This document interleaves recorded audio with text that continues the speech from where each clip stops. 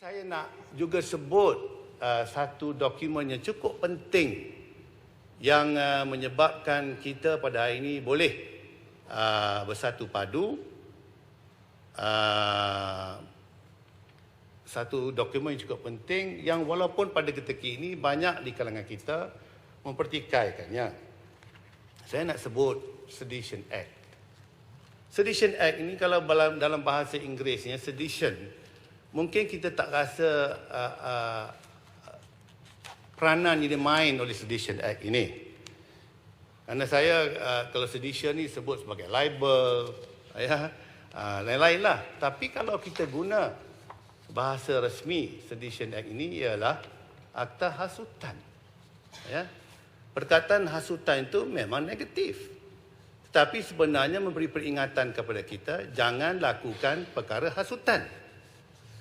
Kerana akta hasutan ini tahun 1948 lah yang menyebabkan kita pada hari ini boleh hidup aman dan damai.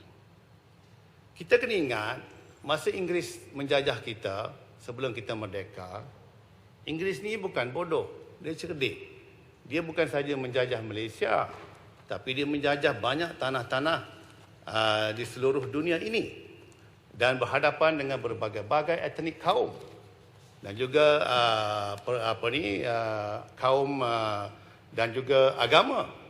Jadi mereka dah tahu apabila mereka menjadi kerajaan penjajah, maka instrumen yang paling penting yang mereka lakukan untuk memastikan supaya tidak berlaku pertelingkahan di antara kaum-kaum yang mereka jajahi ialah akta hasutan.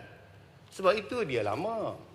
Makna Inggeris sendiri mengiktiraf akta hasutan ini boleh memastikan supaya tidak bergaduh di kalangan rakyat yang berbilang kaum dalam kawasan jajahan dia. Kalau tidak, sudah tentu dia tidak akan guna atau mewujudkan akta hasutan. Jadi kita, negara Malaysia, rakyat negara Malaysia, walaupun kita bimbang, maknanya kita kata akta hasutan tak boleh kerana salah guna. Tapi kena ingat, pepatah Melayu kata, iaitu bahawa kalau marah pada nyamuk, jangan kita bakar kelambu. Kalau soal yang kita pertikaikan itu ialah, orang kata apa, salah guna. Kalau salah guna, bukan salah akta. Tidak siapa dalam Dewan Rakyat bercakap, mari kita salah gunakan akta. Akta itu mesti diguna dengan betul. Kalau masalahnya itu dia merupakan punca yang membolehkan seseorang pemimpin menyalahgunakan akta itu untuk kepentingan diri, orang yang patut kita bakar itu pemimpin tu. Bukannya kita buang akta ini. Jadi kemudian pula ada yang mengatakan akta ini lama, ancient, 1948. Ialah kerana dia mula-mula wujud pada 1948. Kalau negara sudah maju ke hadapan 2020, maka kita buatlah pindaan kepada akta itu mensesuaikan dengan keadaan sekarang. Ya. Kalau yang dulu sudah di Padang Rengas boleh bercelah. Padang Rengas boleh bercelah. Pasir Gudang. Pasir Gudang. Ya, sudah. Berkenaan akta hasutan. Saya mendengar bahasan Padang Rengas, yang berhormat Padang Rengas. Satu perkara saya ingin kemukakan. Setuju tidak YB Padang Rengas bahawa satu aspek yang negatif dalam akta hasutan itu ialah elemen intention. Akta hasutan ini ialah akta jenayah dan seperti yang kita tahu prinsip dalam jenayah ada dua perkara, actus reus perbuatan dan mens rea intention niat. Tetapi dalam akta hasutan ini elemen niat itu tidak relevan, tidak penting. Bersetuju tak Padang Rengas kalau akta hasutan ini kita pindah supaya dikembalikan, dimasukkan elemen niat itu penting kalau nak dapatkan buktikan orang itu bersalah atau kita hukum itu. Terima kasih. Dengar, boleh sambung Mas, sama. Sikit boleh kawan. Boleh pernah dengar? kepada saya, tapi minta kepada speaker tambah masa saya. Okey, Kalau baik. yang berhormat campur tangan macam ni, mana you are not interested Bawi, in saya what nak he's sikit, saying Pasir sikit Gudang. je, sikit je. Bagi saya peluang dulu jawab Pasir Gudang. Okey. Okay, Lepas tu bagi respect even your own friends lah. No. Saya Mana minta you not izin. interested Pak, in this. kebetulan poin yang You are sama. not, no, you have to wait. Tunggu. Saya Okey, nak jawab dia dulu. okey. Ya, ini kawan you sendiri.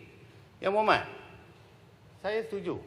Ya, kalau dirasakan bahawa akta hasutan ini, kalau kita melakukan kesalahan, akhirnya membawa kepada orang kata jail term ke, sudah tentu saya rasa kita kalau berlaku pergaduhan dan macam-macam lagi, maka kalau cadangan yang berhormat itu akan kita masukkan elemen mens rea, saya setuju. Ya, ini boleh kita bincang. Ini yang saya katakan, itu bahawa kita permodernkan akta hasutan ini, ya, kerana dia memang berguna kepada kita. Saya tengok apa yang Muhammad cakap itu betul, ya. Mesti ada elemen niat untuk hasut bagi melakukan pergaduhan. So saya setuju dan kita boleh bincang dengan pihak-pihak jawatan kuasa apakah untuk memasukkan elemen. Sebab kalau salah pun memang masuk jail, tak silap saya. Jadi kalau jailing ni selalunya lah criminal offence ni jailing lah, ya. Jadi saya setuju kita kalau boleh kita adakan jawatan kuasa kita sendiri, caucus, we look at it and kita ubahlah elemen-elemen yang baik untuk memperkukuh dan memperkuatkan akta hasutan ini. Ya, Sepang. Okay, terima kasih sahabat saya. Terima kasih YB Padang Rengas.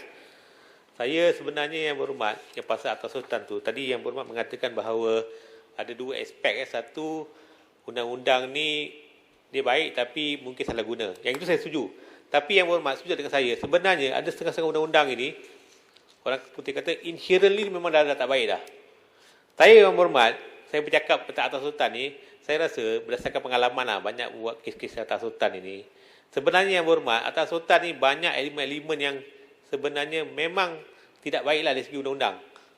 Tadi yang ditekan oleh Pasir Gudang salah satu aspek. Ada lagi banyak aspek lain. Saya pernah untuk berhormat, seditious tendency, dia hanya boleh membuktikan tendency saja, tak perlu the actual menghasut itu. Setakat kecenderungan saja dah boleh kena tindakan. Jadi yang berhormat setuju bahawa ada undang-undang ini inherently dia memang dah ada masalah, bukan saja masalah salah guna. Apa pandangan? Tidak ada undang-undang yang boleh dikatakan 100% foolproof. Ya. Tidak ada. Mesti ada sedikit untung, mesti juga ada sedikit rugi. That's normal. Kepada saya, apa yang berhormat maksudkan, daripada mula lagi, berhormat merasakan itu bahawa ada tendensi yang tidak bagus, tapi kita harus timbangkan dengan keperluannya kepada negara kita. Kalau sekiranya kita buang terus, ya, hasutan yang berhormat sebut yang tak baik itu, kita akan rugi sampai ketika nanti kita bila terperangkap dengan keadaan yang tidak baik, pada ketika itu kita cari apa yang kita nak buat. Akta hasutan dah kena buang dah hapus. Jadi jangan kita buang, kita kena timbang, ya. Kepada saya, negara Malaysia ni unik. Tidak adalah negara dalam dunia ini yang mempunyai katalah pelbagai kaum dengan pelbagai pantang dia. Ya. Sebagai contoh, kalau tak perlu buat jahat apa pun, orang Melayu, orang Islam sensitif, ya, dengan daging babi sebagai contoh, ya. Kalau di negara United Kingdom, kalau ada wakil rakyat di khalayak ramai orang Islam ambil daging babi, gigit makan depan, tak jadi apa-apa, ya.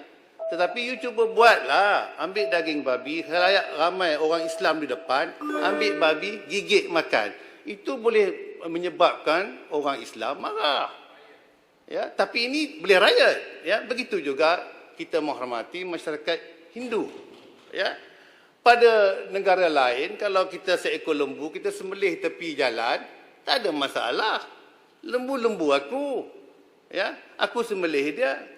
Tapi kalau you pergi ambil lembu tu, pergi depan kuil, dia pergi sembelih, itu boleh riot.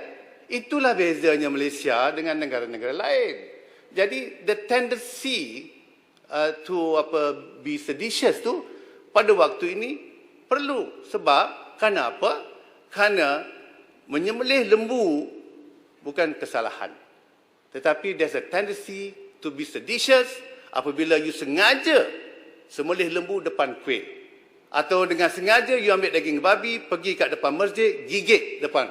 So, sebab itu, jangan kita lihat daripada kacamata negara barat. Kita kena tengok uniqueness of our country Malaysia yang kita cintai. Dan ini rakyat biasa perlu diberikan perlindungan. Sebab itu, Tuan Betul, saya tahu masa saya dah habis.